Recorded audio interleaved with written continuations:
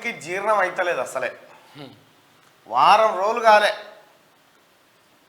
ప్రజల ప్రభుత్వం ఏర్పడి, జీర్ణం అయితలేదు, నిద్రపోతలేరు.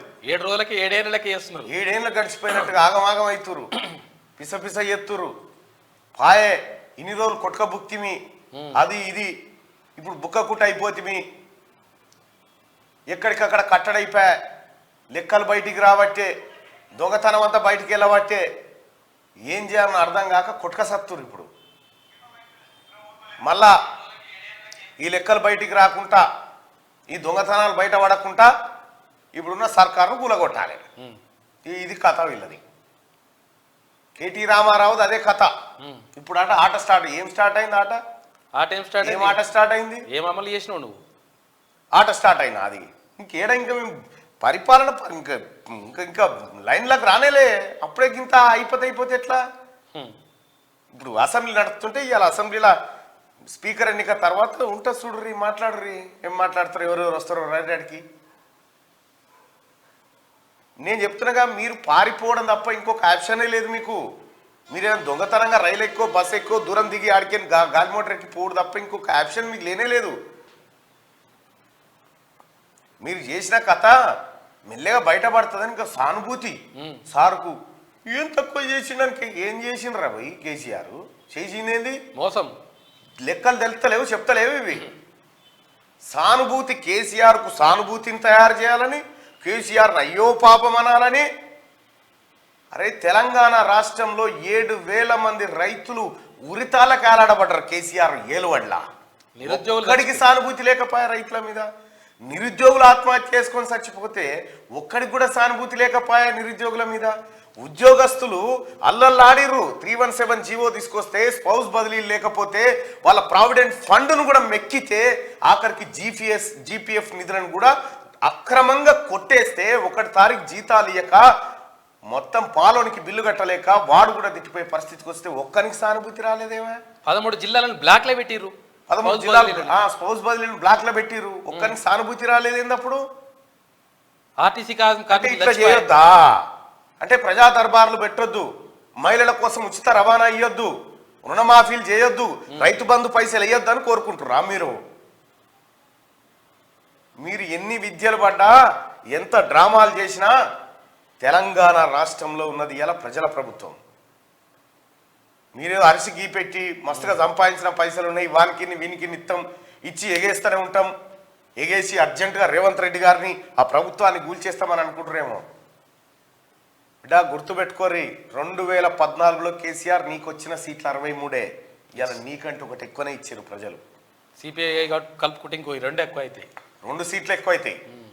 63తోనే ఆట ఆడినావు నువ్వు, 65తోనే మేము ఆట ఆడలేమా? ఎట్లా ఆడన్నావు మాకు తెలియదా? ఒక్కనికి శాతం అయితే లేదు. ఇక ఏం చేసిర్రు? 7 రోజులలో ఏం చేసి 9 ఏళ్ల నుంచి పీక్ కట్టలు కట్టినాడు ఈ ప్రభుత్వం ఉండి. మాట మాట్లాడితే పసికూనా, మాట మాట్లాడితే పసికూనా. 9 ఏళ్ళ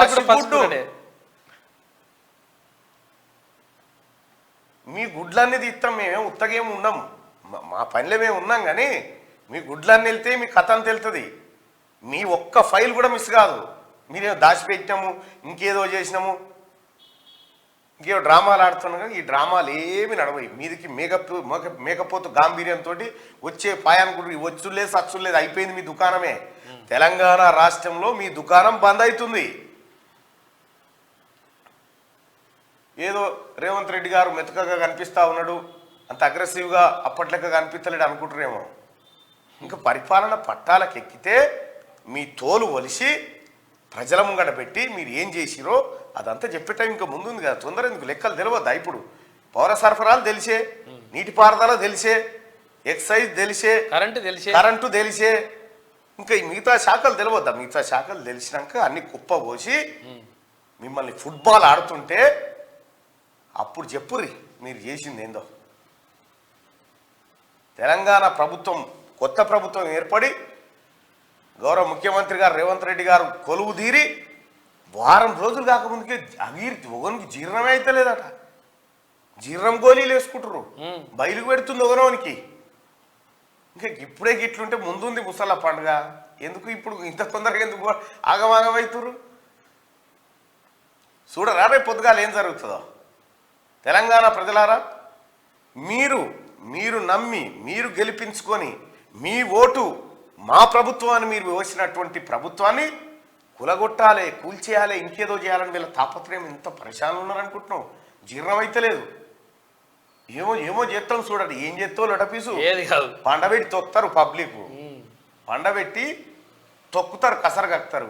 ఇంకా అంటుండే కేటీ రామారావు రుణమాఫీ ఎట్లా అమలు చేస్తారో చూస్తా. నీ బినామీలు, నీ కథ, నీ లెక్క కొల్లగొట్టింది అంత పండబెట్టి ఇట్లా కసరగక్కినాడు గక్కిస్తే మొత్తం ఈ రుణమాఫీ ఎంతనే దెబ్బ కొట్టిపారు. మిగిలితే ఇంకా పైసలు కథ అంతా తీస్తే జరంత కథనా? నువ్వు మీ అయ్యా భూములు ఏం చేసిండ్రు, చెల్లె మీ బావ చేసిన కథ జరంత కథ ఉంది అనుకుంటున్నావా? జరంత లెక్క ఉంది అనుకుంటున్నావా? ఎందుకు వారిపోతుర్రు అధికారులు? రాజీనామా చేసి ఎందుకు ఎగబడుతుర్రు? ఎప్పుడన్నా చరిత్రలో ఏనా పైల్దేరా అంటే రాజీనామా చేసి అటే పోతుంది. పైల్దేరా అంటే వచ్చుడే లేదు. ఆ పైలు ఎట్లా తెచ్చుకోవాలో మాకు తెలియదా? ఆ పైలు ఎట్లా తెచ్చుకోవాలో తెలియదు, ఎట్లా ప్రజల ముంగడ పెట్టాలో తెలియదా? ముఖ్యమంత్రి గారు అంత ఖాళీగా ఉన్నాడు అనుకుంటున్నావా? ఏం పని లేకుండా మీ పనిలోనే ఉన్నాడు. ఓ వైపు ప్రజా పరిపాలన, ఇంకో వైపు మీ దోపిడి ముఠా సంగతి తేల్చే పనిలోనే ఉన్నాడు. ఉత్తగా ఏం లేడు, ఖాళీగా ఏం లేడు. ఏ మంత్రి కూడా ఖాళీగా లేడు. ఏ మంత్రికి ఆ మంత్రికి పని అప్ప చెప్పిండు. ఏమేం చేయాలనో కూడా నడుస్తూనే ఉంది. ఇప్పుడు మీ మంత్రులు లెక్క లేరు, గట్టి మంత్రులు ఉన్నారు. మీ మంత్రులు లెక్క రావణ్ గెలవలేదు సార్. ఈ సాహలు కాదు, ఇది గట్టి మంత్రులు. ప్రజలు ఎన్నుకున్న మంత్రులు ఉన్నారు. గట్టి ముఖ్యమంత్రి, ప్రజా ముఖ్యమంత్రి ఉన్నాడు. అర్థమైందా? మీ లెక్క జీ హుజూర్ లెక్క మంత్రులకే అపాయింట్మెంట్ దొరకదు మీ కాడ. మంత్రులకే రేవంత్ రెడ్డి గారిని కలవాలంటే 10 నిమిషాలు కాదు పబ్లిక్. ఇప్పుడు 10 నిమిషాలు కాదు, ఆయన్ని అంటున్నాడు, రండి అంటున్నాడు. సమస్యలు ఎందుకు చెప్పుకోమంటున్నాడు? ప్రజా దర్బారు పెట్టిండు, నీ గడిలు బద్దలు కొట్టిండు. గోడలు కూలుతా ఉంటే మీ గుండెలు వలిగిపోతలేవు? ప్రగతి భవన్ గోడలు, గడిలు, కంచెలు కూలుతా ఉంటే కష్టపడి నిర్మించినవరా, ఇదంతా దోపిడీ చేస్తాందుకు అనుకుంటున్నామేమో. ఎట్టి పరిస్థితుల్లో మీరు చేసిన అరాచకాన్ని ఉపేక్షించేదే లేదు. జస్ట్ ఒక 2-3 పైలు కదిలితేనే ఆపత అయిపోయి ఏం చేద్దాం, ఎటు చేద్దాం, ఎప్పుడు కూడా కొడదాం ఆపత. నీ ఒక్కటి కాదు, 1,00,000 ఫైళ్ళు ఉన్నాయి. నువ్వు దాచిపెట్టిన జీవోలే 1,00,000 చిల్లరా. కేసీఆర్ 1,00,000 చిల్లర జీవోలే నువ్వు దాచిపెట్టినావు. నీ పక్కనే ఉంటాడు దాసో శ్రవణ్ గారిని అడుగు, చెప్తాడు. ఆయన్నే ఎన్ని దాచిపెట్టినావు అనేది ఆయన చెప్తాడు. ఇంకా ఇప్పటికే ఆగమాగం అయిపోతే కష్టం ముఖ్యమంత్రి గారు. ఇంకా ముందుంది, ఇంకా చాలా వట్టిగా చాలా సింపుల్గా మేము అయిపోయింది మా పరిపాలన అని అనుకుంటున్నారేమో. అయిపోలే, మీ పని ఉన్నది, ఇంకా కార్యం అయిపోయింది. ప్రాయశ్చిత్త కార్యక్రమం ఉండొద్దా? ఉంటుంది, బరాబరే. మరి అవన్నీ ఉంటాయి, తొందర ఎందుకు పడుతురు? ఒక్కరిని కూడా వదిలిపెట్టాడు ముఖ్యమంత్రి గారు. తెలంగాణ ప్రజలకు మాట ఇచ్చిండు, మీ అందరి బండారం బయట పెడతా, మీరు తిన్నది కక్కిస్తా అని చెప్పి రాహుల్ గాంధీ చెప్పిండు అదే మాట. రేవంత్ రెడ్డి గారు చెప్పింది అదే మాట. కక్కిస్తా, కేసీఆర్ కుటుంబం తిన్న పైసలన్నీ కక్కించి ప్రజల ఖాతాల్లో జమ చేస్తా అని చెప్పిండు. అదే జరుగుతుంది. ఇంకా 7 రోజులకే ఇదేమైపోయా అదేమైపోయా ఏదో ఏం లేదు జరిగిపోయినట్టు. అరే 9.5 ఏళ్ళ నుంచి దళితుడు ముఖ్యమంత్రి కాలేదని అడిగినారు ఎవడన్నా? రుణమాఫీ చేసినవా? రుణమాఫీ చేసిన అడిగినారు ఎవడన్నా? లేకపోతే ఎవరికి నిరుద్యోగులు అల్లుడు వచ్చి ఆడమంటాడు, కొడుకునే ఆడుంటాడు, కొడుకు పిల్లాడని మాకు డ్రామాలు చెప్తిరి. ఎవడన్నా ఏమయ్యా సార్ మనం చేయలేకపోయినామని అడిగినారా? ఒక్క నిరుద్యోగికి ₹1 భృతి ఇచ్చినవా? ఒక భృతి అడిగిరా? ఇవే లేవు. ఆయన చేయడు బైగన్, మీరు చేయాలి కదా. మేమేం చేయాలనో ప్రజలు మ్యాండేట్ ఇచ్చారు, వాళ్ళు చెప్తారు, వాళ్ళు చేస్తారు. అర్థమైందా? మీ బోడి సలహాల కోసమో మీ పెంటగాళ్ళ కోసమో పెట్టుకున్న ప్రభుత్వం కాదు ఇది.